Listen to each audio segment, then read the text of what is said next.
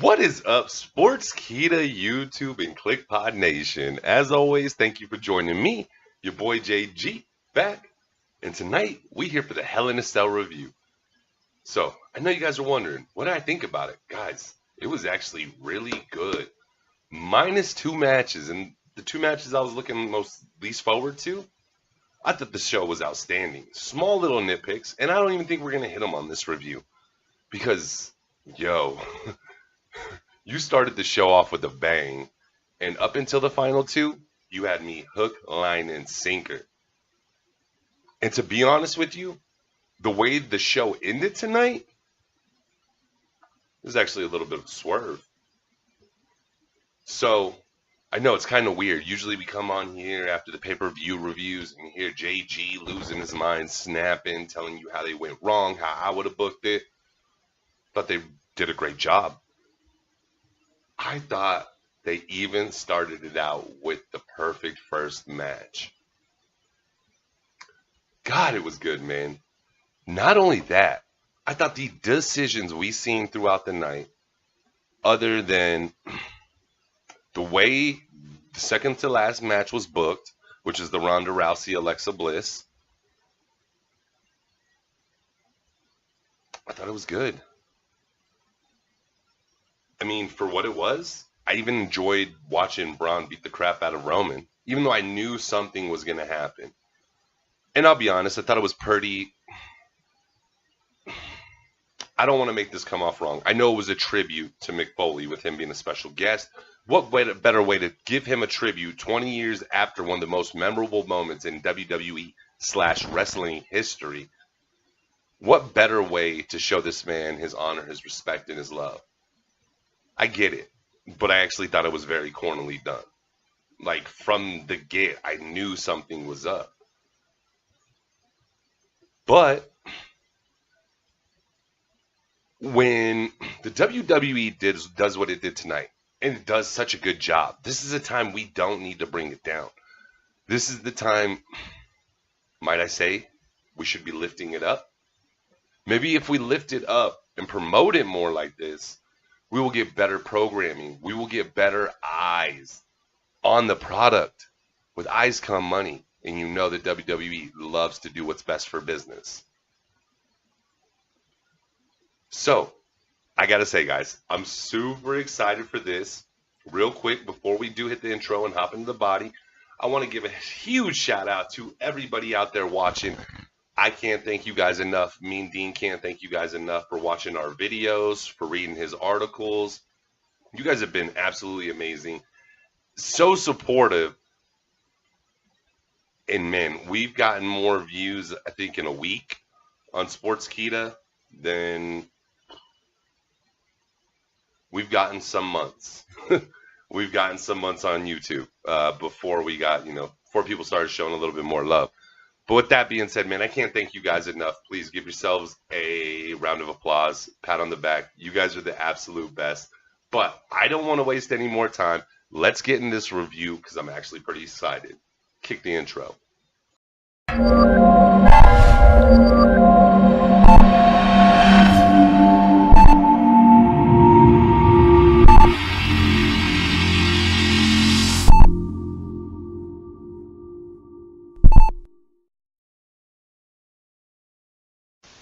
What is up, guys? Thank you for sitting through the intro. Now, let's talk about Hell in a Cell. It was so... Sheesh. Up until the final two, man, it was so freaking good. At that point, I was probably thinking it might. Now, before I give you what I would have gave it with just that portion on a scale rating, I want you to keep in mind what we have seen over the last, since Kliqpod started in February 2017. You can go back and listen to the old reviews, and you'll hear our opinions, and I'm not happy in most of it. So, with that being said, I would have gave this anywhere from a 7 to 8 star pay-per-view, maybe even a 9. That's how good I thought it was. I thought it was booked so well. I thought the outcome to the matches were perfectly done. Perfectly done. And that includes Joe and AJ. I just think it adds so much more suspense. And seeing Joe's reaction after the way it finished. Holy shiesta. Do you know what oh my goodness, man. I felt it. I felt it from the moment the bell rang and he thought he was the new WWE champion. I felt every second with him. How horrible that would feel. And we didn't even have the angle to see that he could tap, but I was like, I wonder if he tapped, dude. And sure enough, we see the different camera angle, and it clearly shows AJ taps before the ref's hand comes down for the 3 count. And I'm just like, damn. I won't lie. For a second, I did think back to Roman and Brock Lesnar. But me thinking back to Roman and Brock Lesnar on this one, it didn't affect it or play any effect in what I really thought about the outcome. I thought they did this very well. To be honest, I'm not mad at you for the way the main event ended. I'm not. You threw me for a little bit of swerve. I wasn't thinking Brock Lesnar. I knew, and we talk about on the prediction show that AJ was going to retain, Roman Reigns was going to retain. We knew it. Sucks for Braun, but the story's not over. It's going to end up a 3-way with these fools. We're going to see it. We need to see it. But I need to see it in something. I can't see it in a regular match form. I need to see something very similar to tonight. That's why I think, honestly, if I'd have said anything, I think you just kind of, I don't know, man. Because I'd want to see these 3 in the cell. I'd want to see Braun, Brock, and Roman in the cell. I won't lie. You actually got me interested in seeing what's going to happen Monday night. You threw that out. You threw the bait out there in the middle of the water. I came up, bit on it. You're pulling me out. You're reeling me in, nice and slow. So I'm interested to see what happens tomorrow. So I'm actually looking forward to Raw and SmackDown this week, guys, and I'm looking forward to bringing you guys those reviews.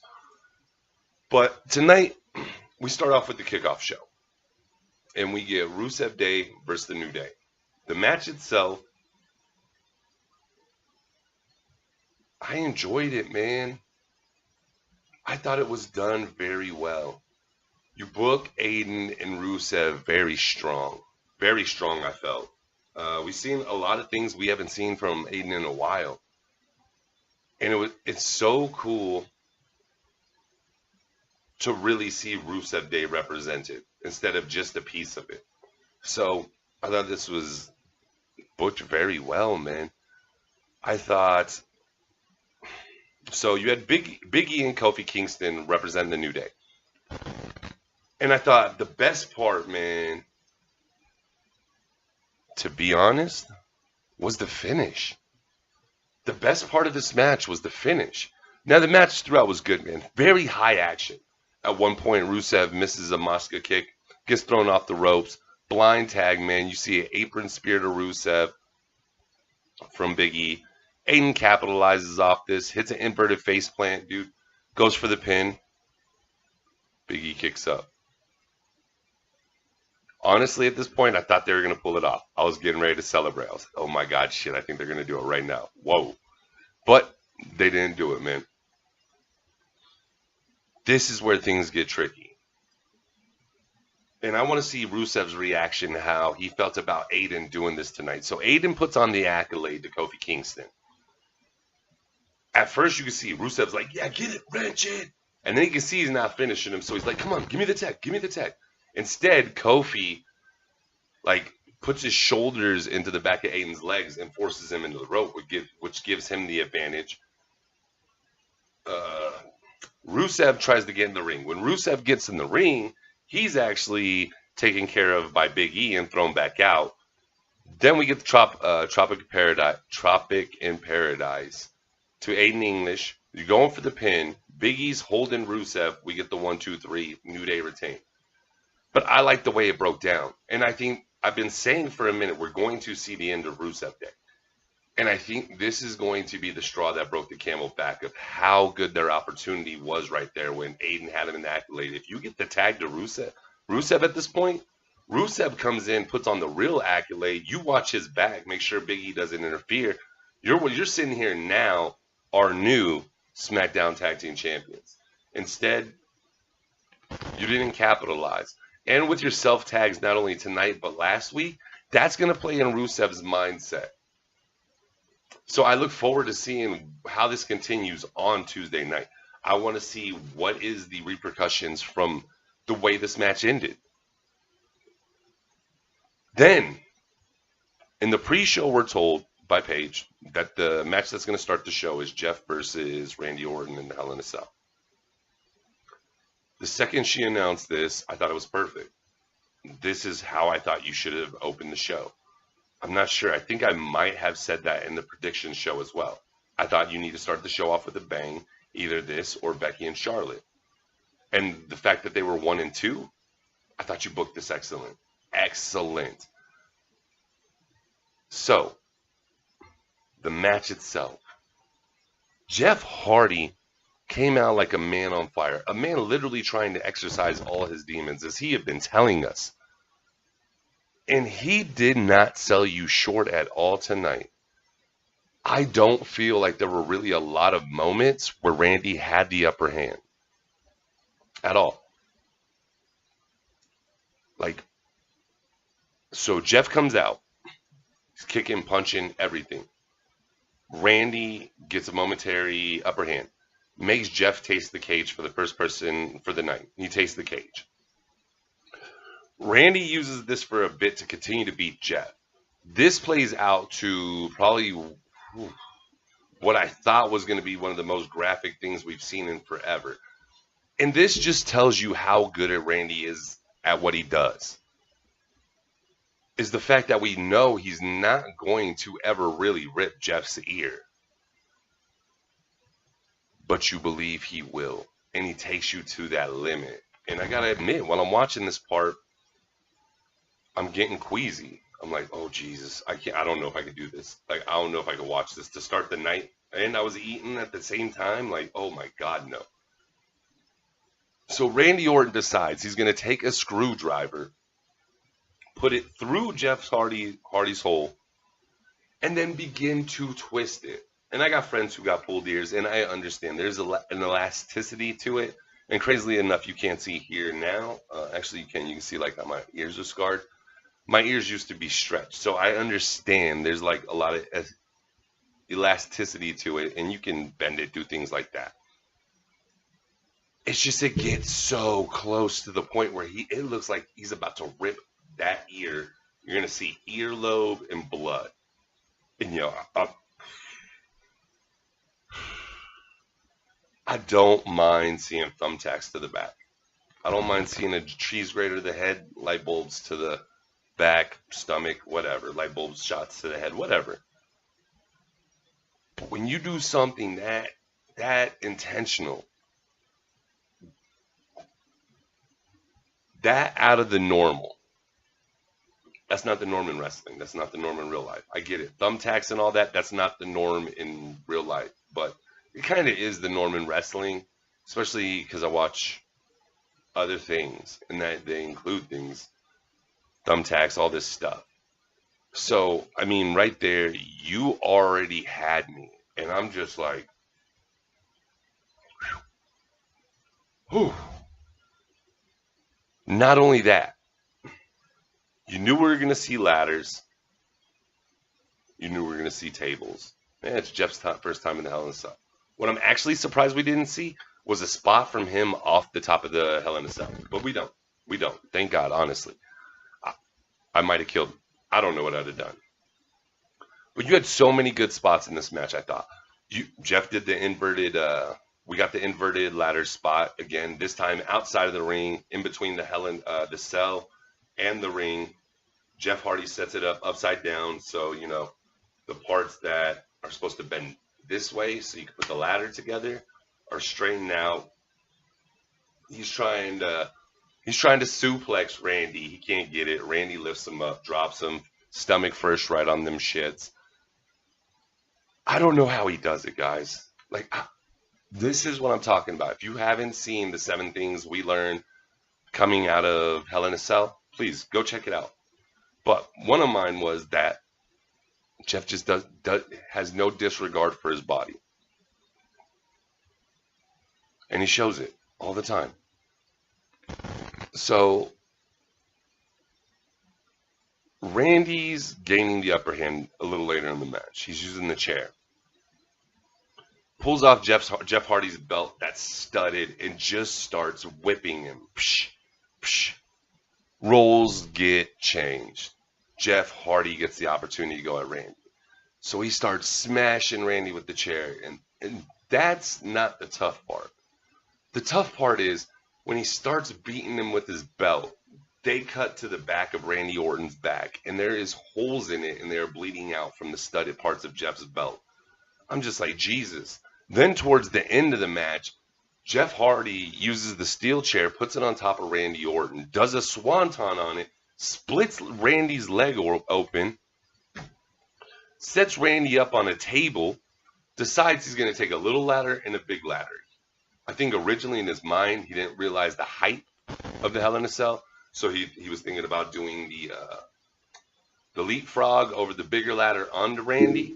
He would have knocked himself out. That's how close it was. So instead, he decides he's going to hang on it and crawl across to where he's above Randy on the table, swing, and drop down with a body splash on him.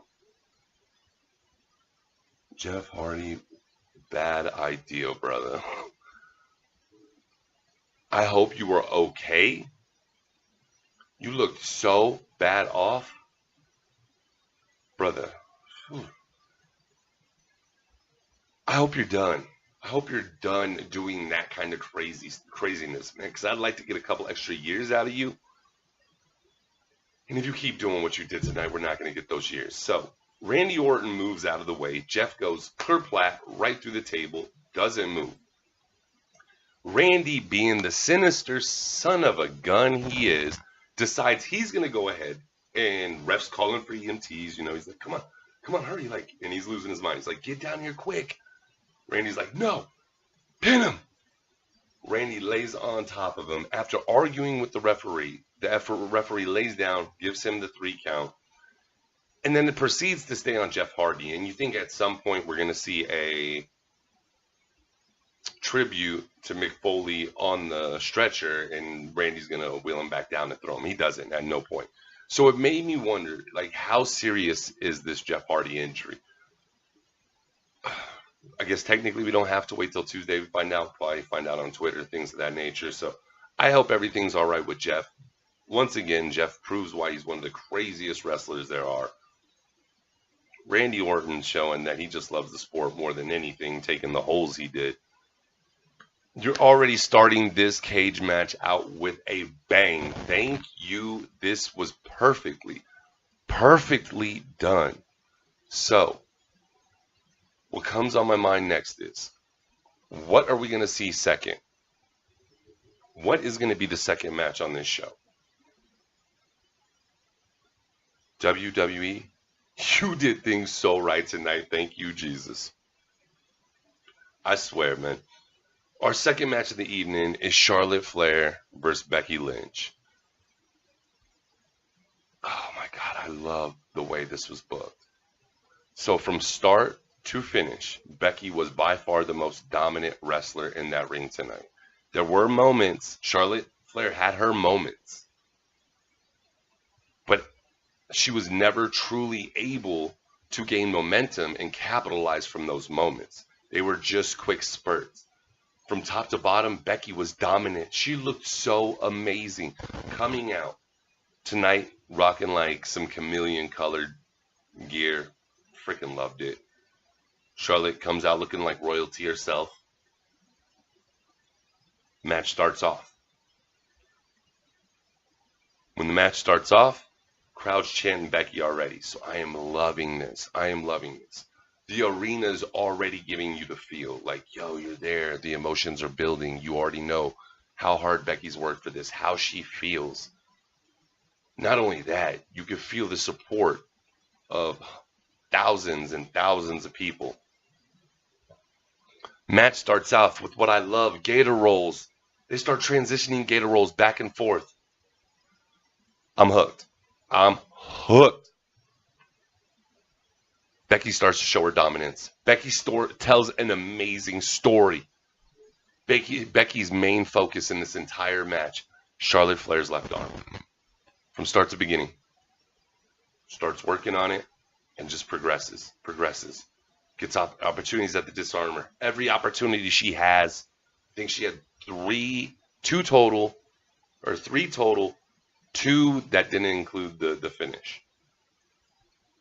During those two, she used each opportunity she had to the full extent to keep them in until the reps got to the count of 5. And she had to break it before she was going to lose for disqualification. Absolutely dominant, man. Dominant. It was so good to see this happen. Because initially, I thought this was another Charlotte Flair match. I thought Becky was going to be dominant. Charlotte would come in, finish it up. Not tonight, guys. Not tonight. And I told you guys in the prediction show, this was either going to be the best or the second best match on the card. For me, I can't tell you right now. Man. We're going to talk about that maybe on Raw video tomorrow. Maybe I'll break it down real quick or something. But right now, there was just so much I loved about this. I couldn't even tell you a ranking, but it was up there. These women did fantastic work. There were parts where Charlotte, I just felt she wasn't selling the injury though, and that I did get frustrated at a couple parts, and that's what I was saying in the intro. There are a couple nitpick parts. That was one of them. Like she lifts her up with a power bomb, slams her down, and she sells that she's exhausted and hurting and everything like that, but she doesn't sell how much that really took out of her arm. But in the long run, Becky is able to lock in the disarmer. When she locks in the disarmer, takes some time, but Charlotte taps. And Becky Lynch is your new WWE Women's SmackDown Champion. Shout out to Becky. Man, all you little arse kickers out there, shout out to you guys, man. So happy she is the champ. I hope Charlotte doesn't get this back at Evolution. I hope the WWE didn't just do this to keep us happy for a little bit. I want to see Becky Lynch with a real title reign. I think she will do phenomenal things with it, guys. Especially with this new Becky Lynch. Man, she just reminds me of Stone Cold. It's like a Stone Cold version of Becky Lynch, like the anti-hero. I love it, man. Never thought I'd see a woman anti-hero this badass. She's badass, dude. And she is your champion, man. And just the way she did it, it's like almost everything that Charlotte tried to do to her, she already knew and she had a counter planned out. And it was just so perfectly done. Well-worked match. Ladies thought this was phenomenal. This only gets me more excited to see you two go off at Evolution. And honestly, I think you need to give these ladies something crazy at Evolution. Like a ladder match. Becky Lynch, Charlotte Flair, ladder match. Evolution pay-per-view. Winner take all. I know you guys are feeling that, right? I know you guys are feeling that. That's a good one, right? And you know these ladies would not sell you short. Yo, we might even see Charlotte Flair coming off the top of the ladder outside to the outside of the ring because she's so crazy at times. Now, I prefer not to because I don't want to get Becky hurt. But I'm just saying, man, these ladies would put on one hell of a performance, I think. Especially at this time. Like, I think these two are just so inspired working with each other. Please, don't stop it right now. Keep the Becky train going. But, hey, man, let's set this up for Evolution to just be an absolutely barn-burning match.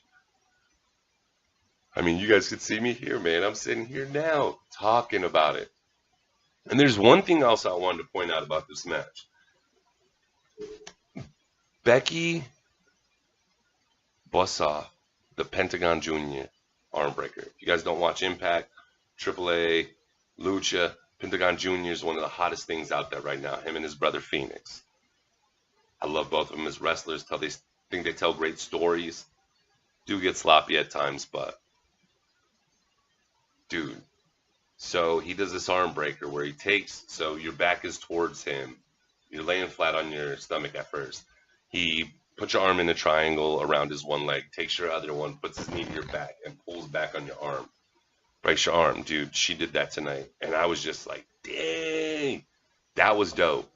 Like, just the story, guys. I don't want to ruin this match. I don't even want to really break it down because it was so well done. I think this is a prime example of how great of a talent both these women are.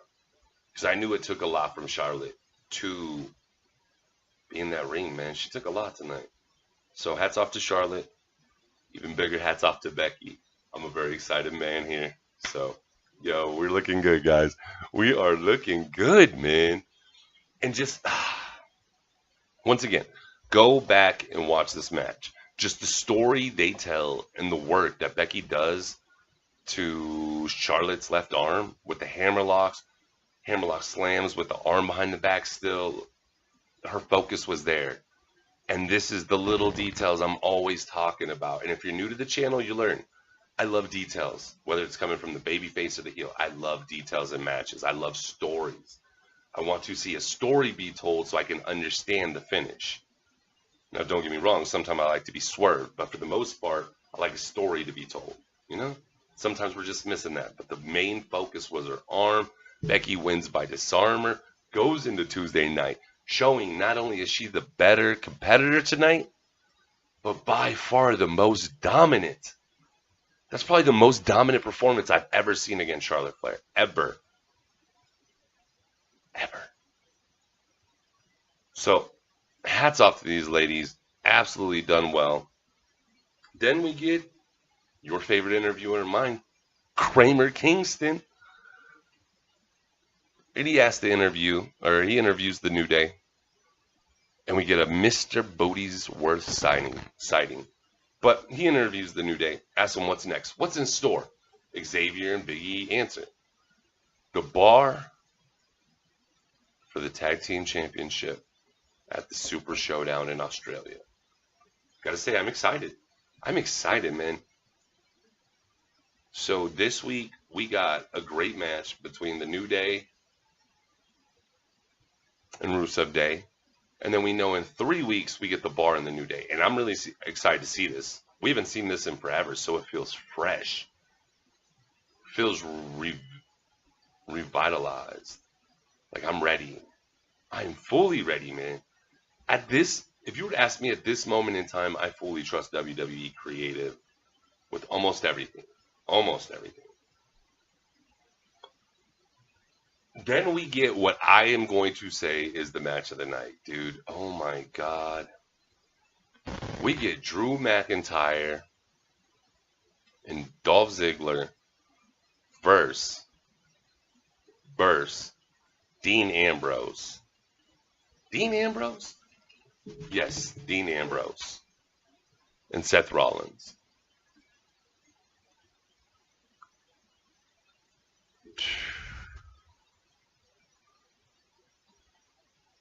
If it wasn't so late at night, I'd be losing my mind right now on how good this match was. Holy cow, man. This match literally had me on the edge of my seat for damn near the entire match. As you can see here, man, I have freaking Jesus. I have so much about this match. That's just how good it was. So the first thing you recognize when Seth Rollins coming out is, hey, the Intercontinental Championship does exist. And for me, it's kind of a bummer not seeing it on this card, but I understand. I don't want to see him in 2 matches tonight. There was no reason to. It's nice to remember that he is the IC champ, so hopefully going forward, we'll kind of get away from this tag champ thing for Dolph and Seth, and we can get Seth back focused on continuing to bring prestige back to the IC title. And honestly, I just kind of think they're hiding it from the show because the Universal title doesn't have really that much prestige anymore. And who would want your mid-title belt to have more prestige at a current moment than what's supposed to be the Ultimate Supreme for your show? So, that's the first thing I noticed. JD's been talking about it too. I did a great review. JD from NY206. If you guys are new to the channel, I absolutely love this man. And I love watching his videos. But he was talking about it a few weeks ago how, did anybody notice that Seth's doing this, so now the IC belt's on hold? So it was very nice to see that. So we continue on. Match starts out with Seth and Dolph. I don't I don't even know what to tell you guys about this, man. Like, they work so well together. But I'm not gonna say just those two. I thought Dean and I thought Dean and McIntyre through parts of the show stole it with their aggressiveness. Now, don't get me wrong, there were definitely a few sloppy parts, but I thought this was so well done. In the first half of the match, intense, very intense, but paced very well, if that makes sense. Like, it felt like very intense action nonstop, but the pacing wasn't set to an intense pace. It was just a really good paced out match, especially the first half. The second half, things just get absolutely crazy, man. You have close pinfall after close pinfall, 2 3/4 after 2 3/4 counts. I'm literally sitting on my edge of my seat, like, holy cow, oh my god, like I don't know who's gonna win. Like for a second, I'm getting bummed because it looks like Seth and Dean are about to finish this off. Then I'm getting a little excited because Drew and Dolph come back in. Guys, it was so freaking good, man. So Drew stops the suicide dive with a nice, sweet, some sweet chin music of his own, and he gets a 2 count. Drew wants the tag, he gets it, and he comes in, does his thing. Dolph comes back in. Dolph decides he's going to taunt Seth Rollins, who's at this point just not having a good match, man. He's just getting beat down on. It looks like Seth's going to fight back. Nope. Yeah, Dolph comes back off the ropes, throws him into a sleeper hold. Seth gets, and this is like one of my favorite parts. So Dolph has on the sleeper hold. He gets out. Seth gets some separation. He's finally going to get the tag to Ambrose. He's been in there for, I don't know, 10 to 15 minutes. I'm probably exaggerating the time, but we're going to go with somewhere along those lines. So he's in the ring, and they're battling it out. And he gets some separation. He's trying to go make the tag to Ambrose. As he's going to make the tag to Ambrose, who currently, Drew's the legal man at this time. But as Seth's going to get the tag on Ambrose, the ref gets distracted by Ziggler, who's talking to him from outside the ring. While this happens, Ambrose gets the tag, but the ref's never seen it. The back is turned. Huge moment, man. So this continues on with Rollins getting beat down, bro. Drew's trying to go for a superplex. Seth blocks it, hits him with the blockbuster. Finally, Rollins gets a hot tag to Ambrose. So Ambrose comes in, dude. He is rolling. He is just absolutely rolling through Drew McIntyre. This shit was ridiculous. For some reason, he decides he's going to go ahead. Oh, so while they're running through each other, Dean decides he's going to go to the top rope. Bad mistake. He gets caught by Drew, gets a belly-to-belly to the turnbuckle. This leads to both them being down.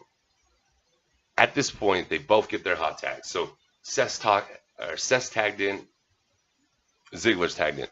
Boom. They come flying in the middle. At this point,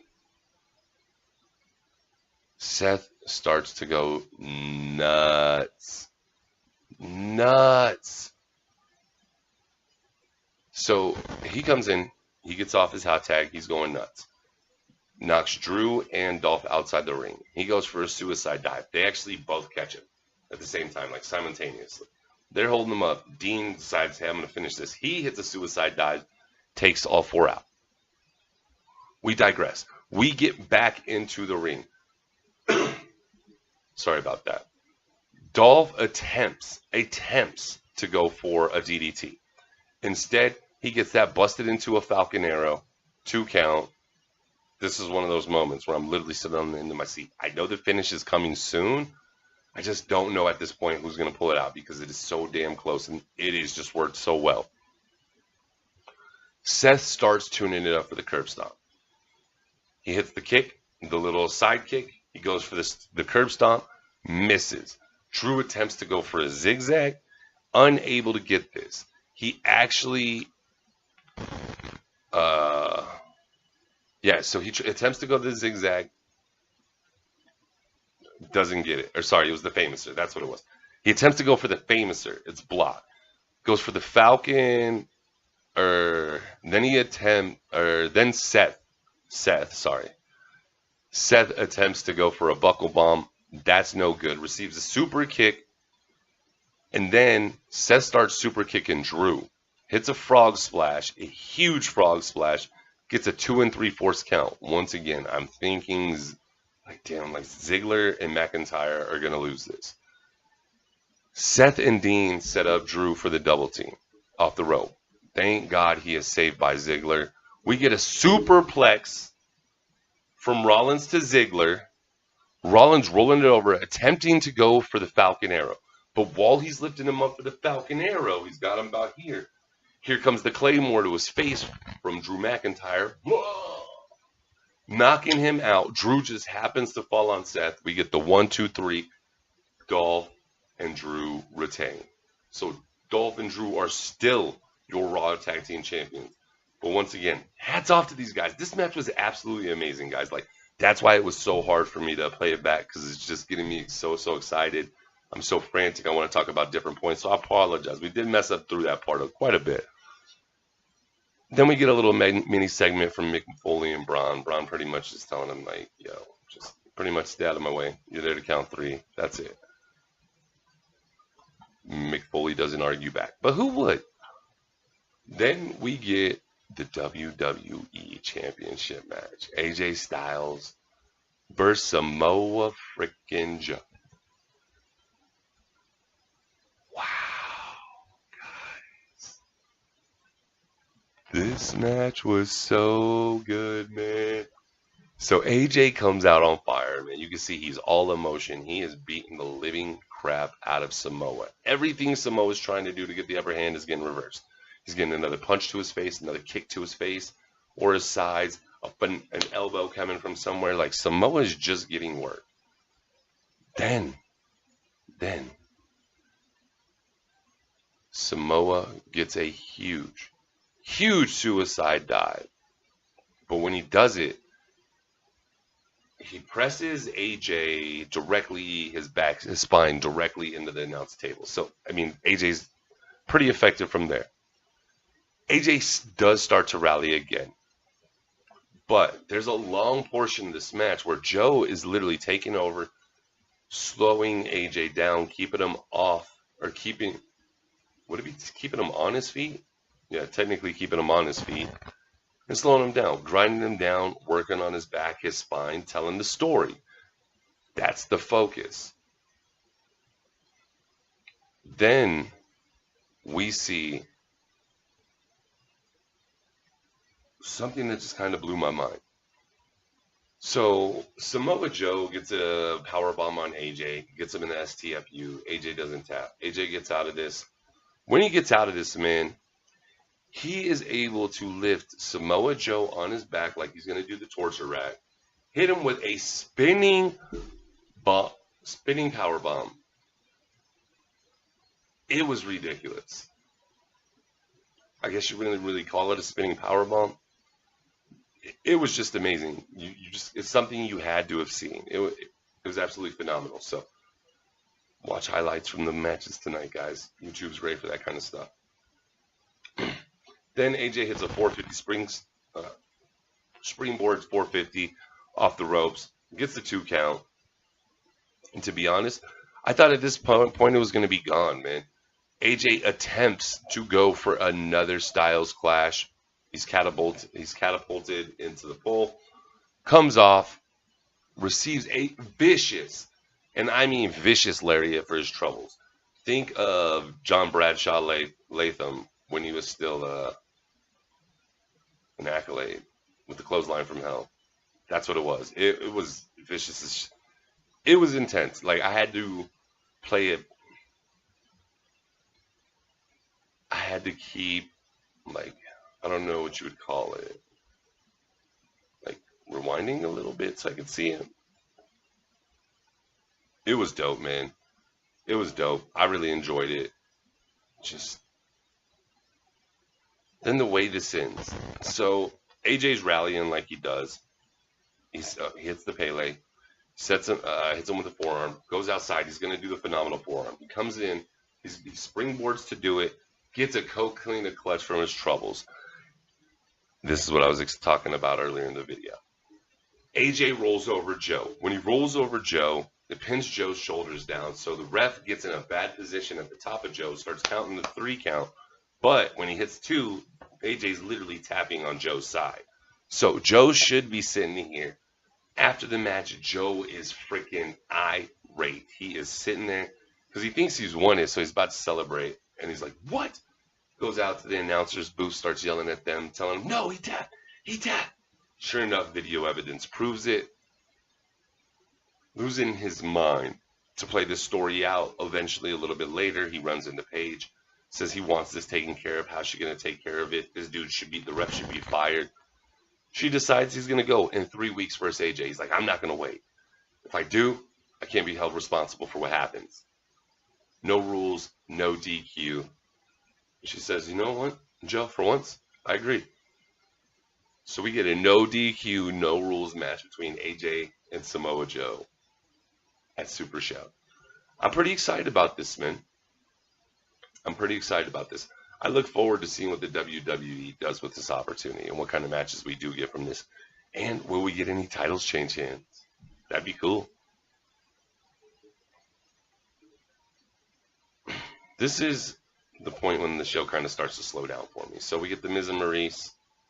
Thought the Miz and Daniel Bryan did great work together. I thought the finish was perfect. I didn't enjoy watching Brie and Maurice. They don't come until the end. It's just not a very entertaining segment until the very end. I thought it was kind of cornily done.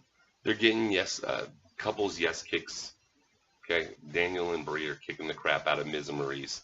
They both slide out almost simultaneously, so it's like couples in couples action. Maurice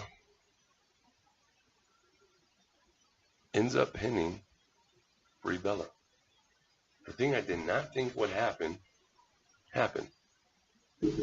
Actually, I think I did pick Miz and Maurice in the prediction show.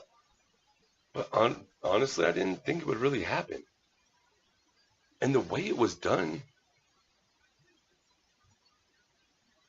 I don't know. I can't disagree with it.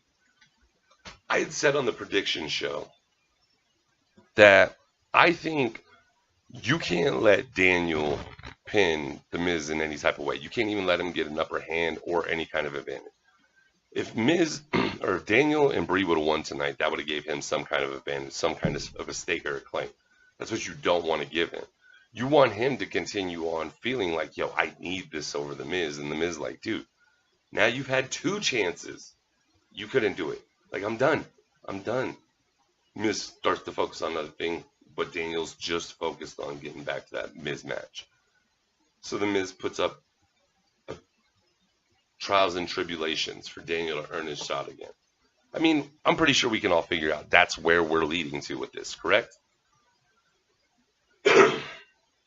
But I thought it was done really well tonight.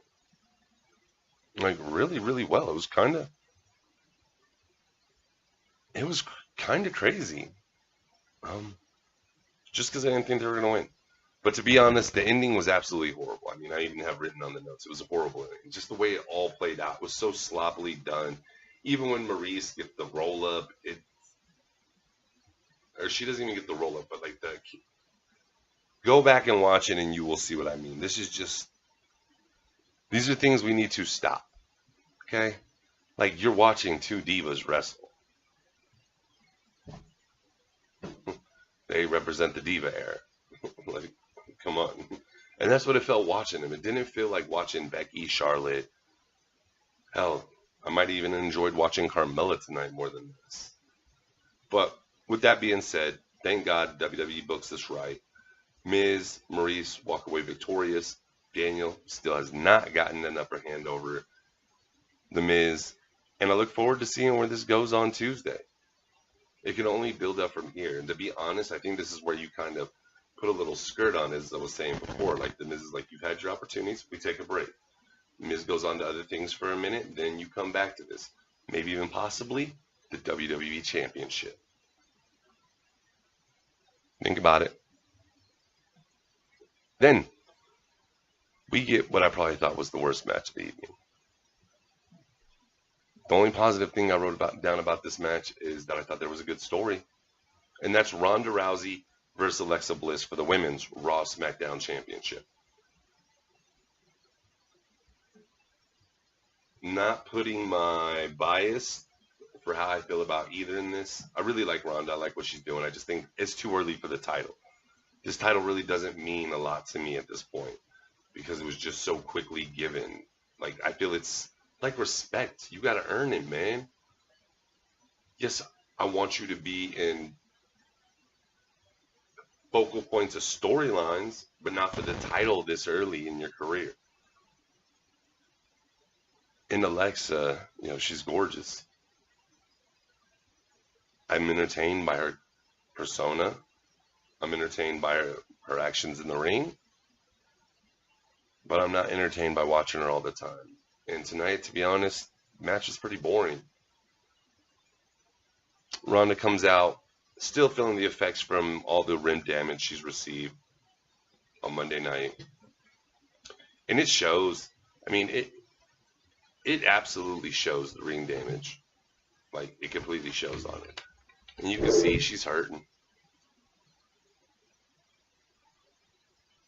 And I thought she did an excellent job of continuing to show that pain.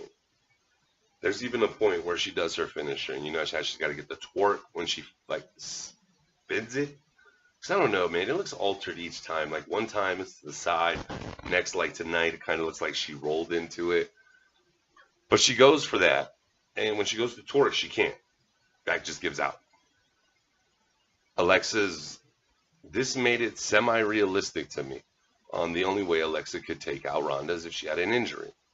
But the sad thing is it took three women, and they still couldn't take out Ronda. Thought the match went longer.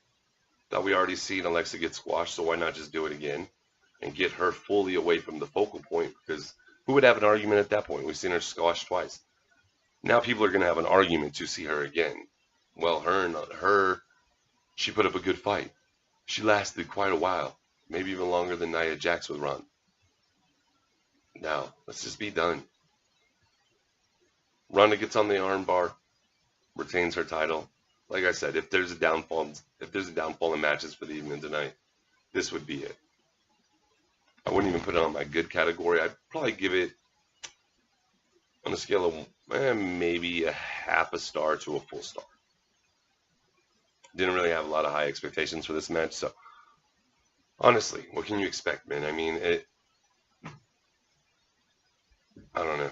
Let's just hope going forward this gets Alexa away from the picture. We can get some other people in here for Ronda to work with, because I personally would love to see a Ronda Rousey Sasha Banks matchup.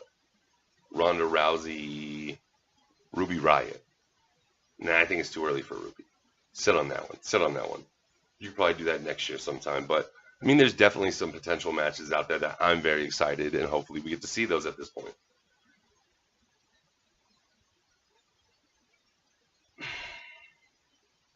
Now, we get to a tricky subject for your boy.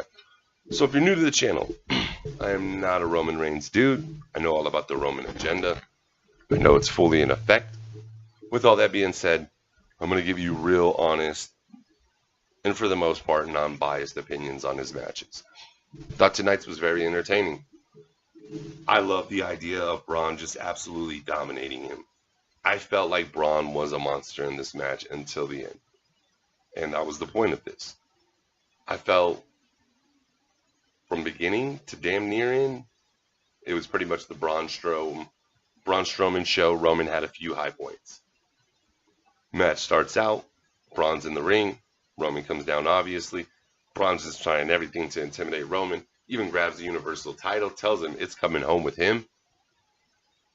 Match starts. Braun is beasting this dude. At one point, Roman's on the apron. He just does the run-in, shoulder shrug, boom. Roman goes flying in the cage. Roman met the cage a lot tonight.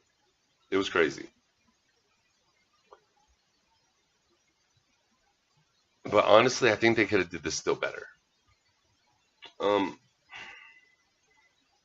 And I didn't have a problem with these two in the ring. I thought you did very well. I thought these guys told a good story. It was a monster versus Roman Reigns, and Braun was booked like a monster, and that was what was most important. Is I need to know, even coming out of this, would Braun still feel like a monster to me? And then about halfway through the match, Drew and Dolph come down, and they're trying to get into the cage, arguing with the ref to let him in so they could assist Braun. Down comes Seth and Dean.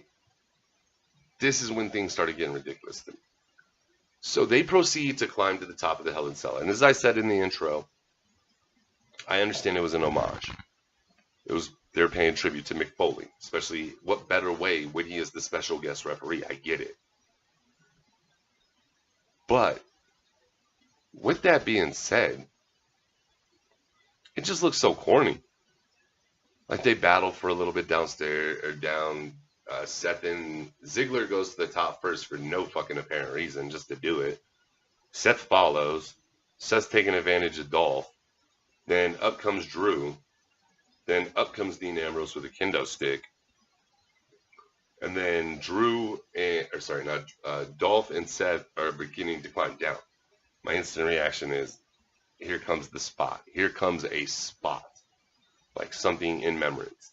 And it's just done so poorly because they're side by side and they're both like, boom, one hits the one's head, oh. The other one hits the other head against the cage, oh.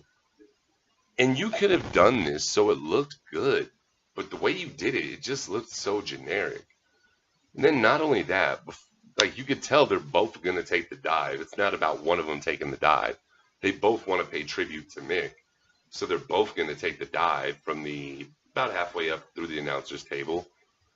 And they go for the double prong. But before they go for the double prong, you clearly see them look in the eyeball back like, you guys should have been spotting this when you were beating each other's heads individually at first. Like when one's falling back, he spots to make sure you're lined up, and then vice versa. But instead, we don't get that. We get this corny thing, and then they bounce each other's heads off. And you clearly watch them just like look like they were falling themselves. Come on, it's not hard to just put a little effort, man. If you're going to give tribute to one of the greatest, craziest SOBs out there, give it to him. Okay? And the whole time I'm seeing this, I'm thinking one thing. Yo, Kevin Owens has gave the best tribute out of anyone to Mick Foley. Now, I'm glad we didn't have to see Kevin take another damn spot like this. I would have lost my mind. But just do it better, guys. So at this point, we have Dolph and Seth went through the announcer's table. They're done for. Drew and Dean are still on top of the Hell in a Cell. These two in the ring haven't even moved in 5 minutes. They've destroyed each other and just watched these guys take each other out as we pay homage. You hear Brock Lesnar's music go off. At first, like, it's not even clicking. I'm like, what? What's Brock? No, Brock's not. Sure enough, out comes Brock with Paul Heyman. Brock ain't playing no games, walks down there, looks at the chained gate, boots it off its hinges, proceeds to lay the gate up against the ring, climbs up it, hops in, grabs the gate in, sets it up in the corner, grabs this broken table, proceeds to pound Strowman a few times, then Roman a few times. Then he F5s Braun. Then he F5s Roman on top of Braun. As soon as he broke into the gate, Mick Foley's losing his mind on Heyman. Heyman maces Foley, so we have no, order. We finally get a ref come down to the ring after Heyman and Lesnar leave. And Heyman's like, good job. Good job. New ref comes down, calls it a no contest because no man can continue. So we literally get no. There's, I don't know. Like I said early in the video, man, I didn't mind it. It was a swerve. I wasn't expecting Brock, so I enjoyed that part. I do want to find out how acting GM Baron Corbin is going to handle this situation at this current time. But I mean, that's something we have to wait till tomorrow's show. What I hope he does is reinstate that Money in the Bank briefcase, since technically, I mean, it was a no contest, so neither man won, or at least make a rematch. The way I would book this personally is I would make the rematch for the Super Show. Brock's not in a match, and Brock would come destroy this as well, and this would take us into Survivor Series, and that would be our triple threat for the title: Braun, Brock, and Roman. But with that being said, guys, if you're still here, please go ahead and leave comments. Let me know what you guys thought about the show. What were some of your favorite moments? What were some of your favorite spots? But not only that, just say hi. But as always, guys, thank you so much for tuning in. You guys mean the world. We may have never met, but I promise you guys are all here. But as always, take names, kick ass, and peace.